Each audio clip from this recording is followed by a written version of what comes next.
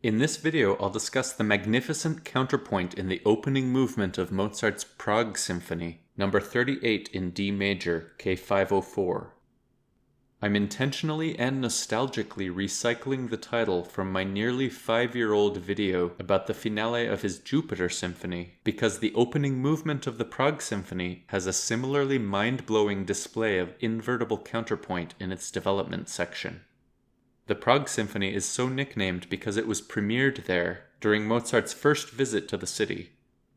Only a month before this, his opera, The Marriage of Figaro, had caused such a sensation in Prague that music lovers there arranged and funded Mozart's visit so he could see the production.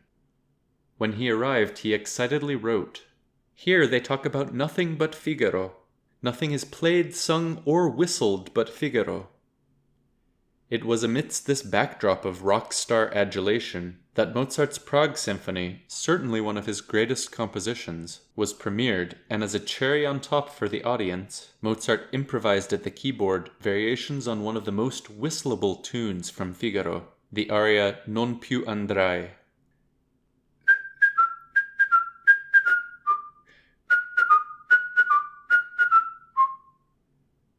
This concert was a great success, and Mozart said that he counted this day as one of the happiest of his life. The Prague Symphony begins with the longest and most substantial slow introduction of any of his symphonies that hints at some of the future thematic material, but for the purposes of this video, let's jump straight to the allegro beginning of the exposition section. It starts with the first violins playing this orange theme consisting first of these syncopated repeated notes, then this portion with repeated eighth notes, and finally this turn figure. The other strings enter a bar later playing this second turquoise theme that at first seems to be the more important melody, with the orange theme as its accompaniment, but then the roles reverse in this portion.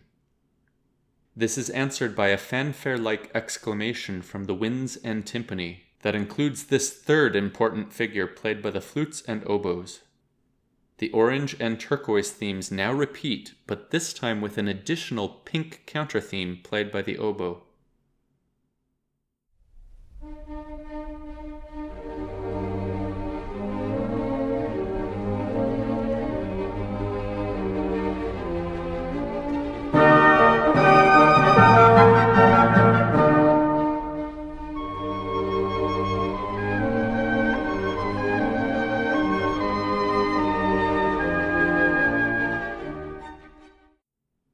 As you listen to this opening in which all three melodies seem to be equally important, remember from my prior video the similar conglomeration of contrapuntal motifs at the beginning of Brahms's First Symphony, and that I mentioned that Brahms learned many of these techniques from Haydn, Mozart, and Beethoven.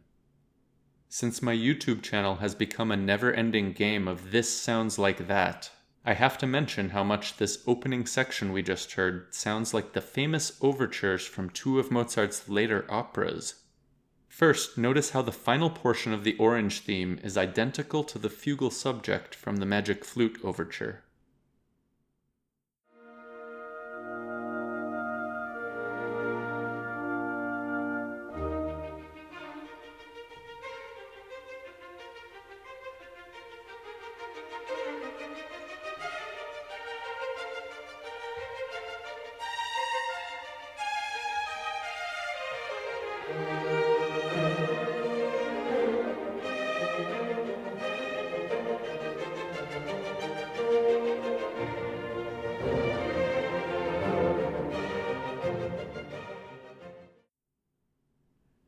This Prague Symphony passage reminds me even more of the overture to Don Giovanni, also in D major, that also had its premiere in Prague later that same year. Notice the repeated note accompaniment and the similar rising turquoise theme starting a bar later and using this identical rhythm.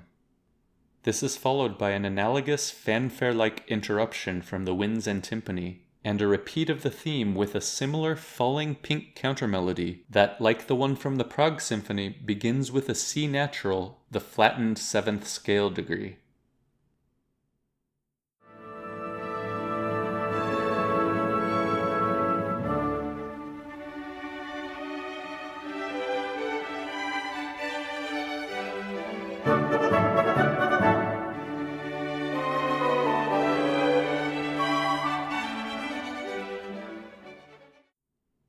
This Prague Symphony theme also reminds me of themes from Haydn Symphony No. 80 and Symphony No. 81, both composed only 2 or 3 years earlier, and both discussed by me in my prior videos. The finale of Symphony No. 80 begins with this hilariously confusing syncopated theme, similar to the syncopated portion of the Orange Prague Symphony theme, and in the same key.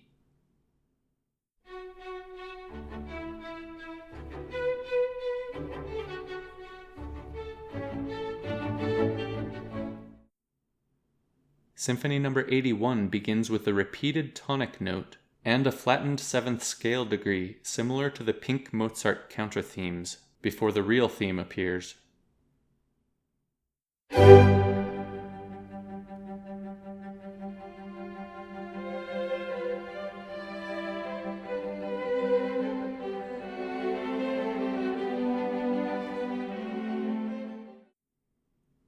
Back to Mozart. This magic flute portion of the Orange theme now repeats, accompanying yet another new melody played by the first violins. We now hear for the first time this new important purple figure, played by the violins and then played imitatively between the violins and lower instruments. Notice the confusing rhythmic shift after we hear 3 entries on the downbeat from the violins, and the 4th occurs instead on the upbeat.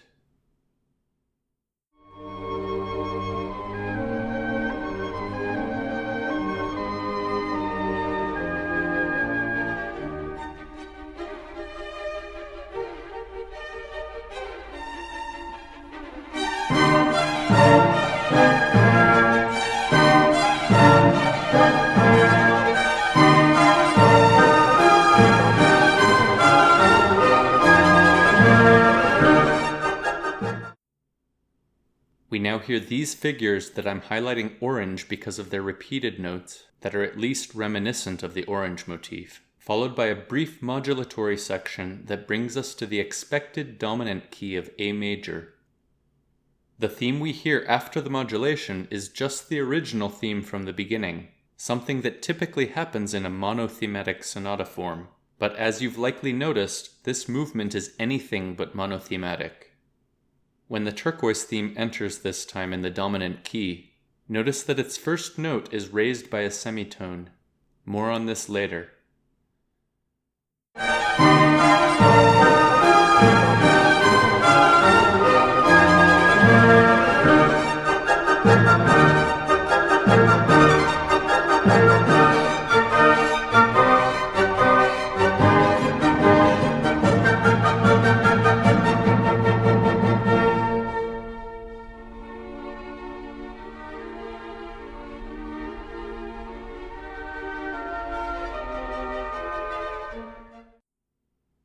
Now, instead of the fanfare-like green passage, we jump straight to the mustard-colored melody from before. But notice that this time it is split between 2 voices, with the first violins playing its falling triadic portion, and the second violins playing its dotted portion. This second violin part has one of my favorite suspensions, one of those little details that makes Mozart's music so amazing. This interaction between the mustard and orange themes, that when it first appeared earlier was fleeting and seemed unimportant, is now significantly expanded and developed, leading to the entrance of the actual second theme, though we've already been in the dominant key for a long time. Notice that this new theme is anticipated by fragments of itself, a technique you might remember from my video on Brahms's First Symphony, Final Movement, when the famous Alphorn theme is preceded by anticipatory fragments of itself.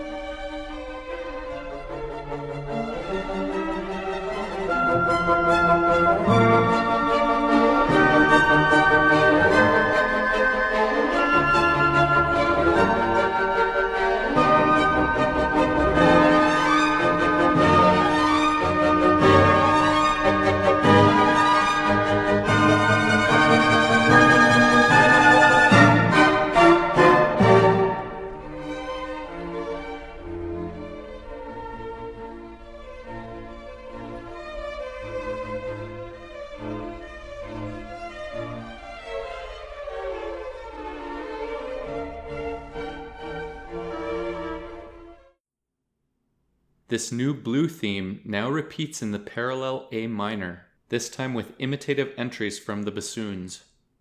Now comes possibly my favorite part of the exposition section, when the bassoons return to the major mode, playing the theme for a third time, but now as accompaniment to this soaring countermelody played by the violins. The final portion of this countermelody now repeats 3 times, with each entry tied to a note from the previous bar. This creates more wonderful suspensions and this amazing half-step dissonance on the final entry. Notice that this tied fragment is also just a portion of the lighter green motif from the beginning of the movement. More on this later.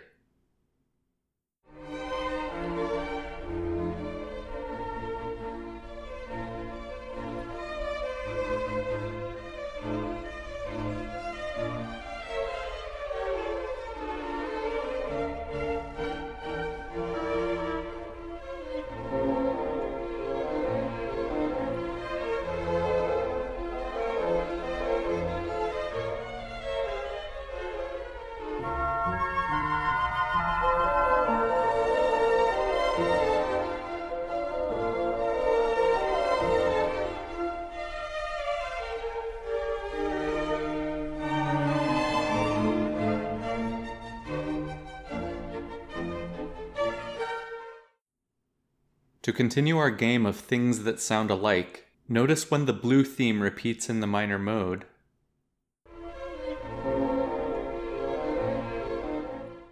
how similar it sounds to the finale of Beethoven's Tempest Sonata, Opus 31 No. 2.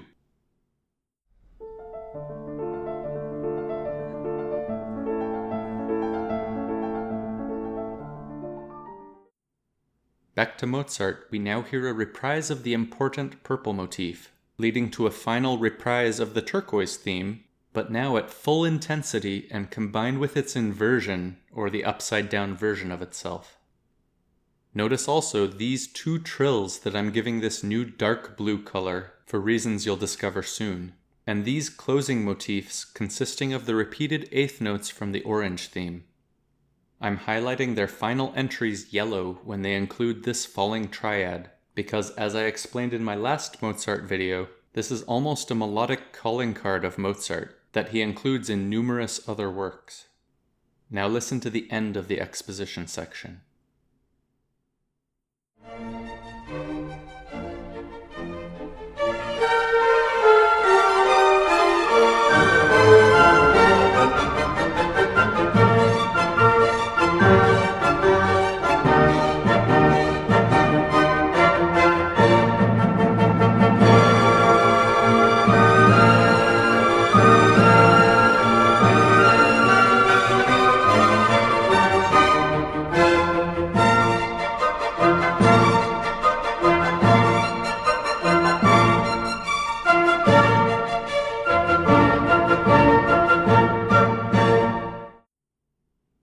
Before we go on, in my last Mozart video, I played a few other examples of this yellow calling card motif, and you listeners in the comments section reminded me of a few additional famous examples. First, the finale of the Posthorn Serenade, K320.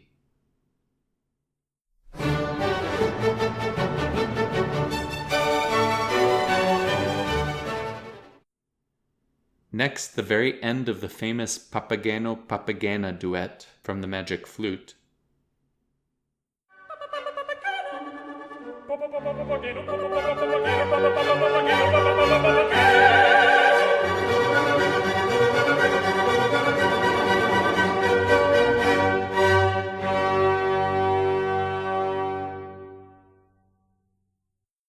And finally, the famous vocal canon with these raunchy lyrics, K559A or 560 depending on the version.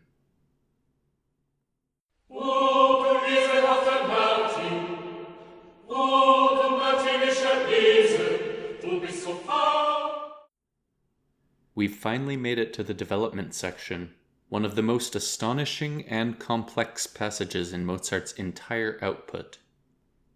It begins right off the bat with this gorgeous 2-part imitation involving the light green fanfare motif from the beginning of the exposition section. The motif played such a tiny role in the exposition section, yet now becomes one of the primary players in the development section. Remember from last year's video on the finale of Mozart's Linz Symphony that the seemingly unimportant fanfare motif from its exposition section becomes the entire focus of the development section, to the exclusion of all the other more important themes. It seems at first that the same thing is happening in this movement of the Prague Symphony, but as you'll soon see, nothing could be further from the truth. I've been pointing out a lot of suspensions in this video, and part of what makes this passage so sublime are the suspensions on every downbeat created by these held over tied notes. Also notice this other repeating contrapuntal figure in the bass that I'm giving the dark blue trill color because on the very next page the roles reverse and the lower strings and bassoons play the imitative entries of the green theme, while the violins play this dark blue motif, now decorated with trills. Remember from many of my previous videos that invertible counterpoint is when the various musical lines are independent enough that they can trade positions in the score like this. Now listen just to these first 2 pages of the development section.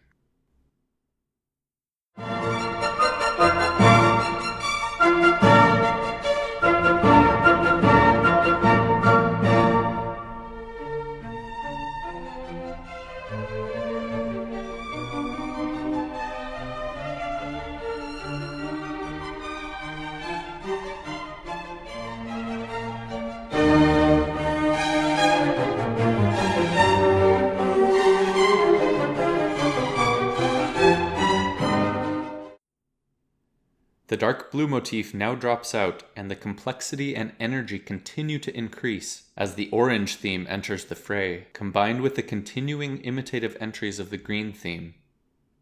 Notice also the rapid cycling through keys that is typical of developmental sections. Now 2 additional themes from the exposition section reappear: imitative entries of the purple theme played by the violins, and this rhythmic fragment of the turquoise theme. We now hear the spectacular simultaneous combination of all 4 of these themes from the exposition section. The orange and green themes then drop out, but the intensity continues to increase with even faster cycling through the keys, culminating in the triumphant return of the tonic key of D major, emphasized by the timpani and brass. Now listen up to this point.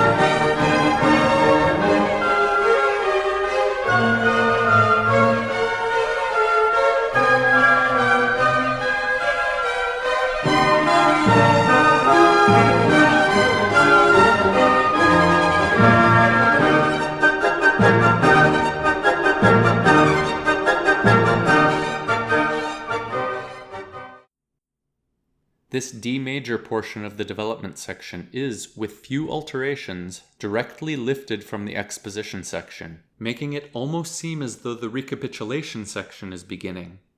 Mozart is fond of false recapitulations, but these are usually not in the tonic key and normally reference the beginning theme of the exposition section. In this case, the opening theme eventually does appear, but in A minor and combined with the green motif, reminding us that we are still in the development section. The low strings and horns now play a spectacular long dominant pedal point for the remainder of the development section, while the woodwinds play imitative entries of the orange theme combined with the green theme played by the violins. Now, over the continuing pedal point, fragments of the green theme repeat, finally resolving to the D major beginning of the true recapitulation section. I'm now going to play this entire development section from the beginning without interruption, so you can fully experience its grandeur.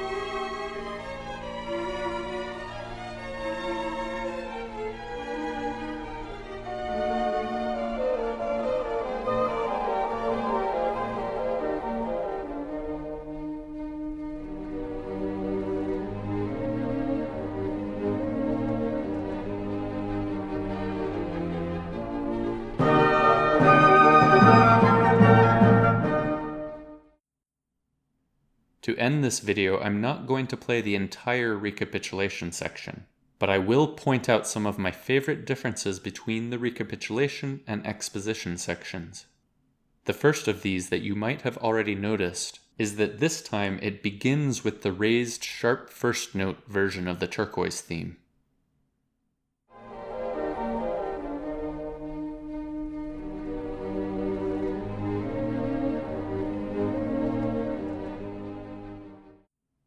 The second is the ingenious way in which the pink oboe counter theme is repeated and expanded by the flute.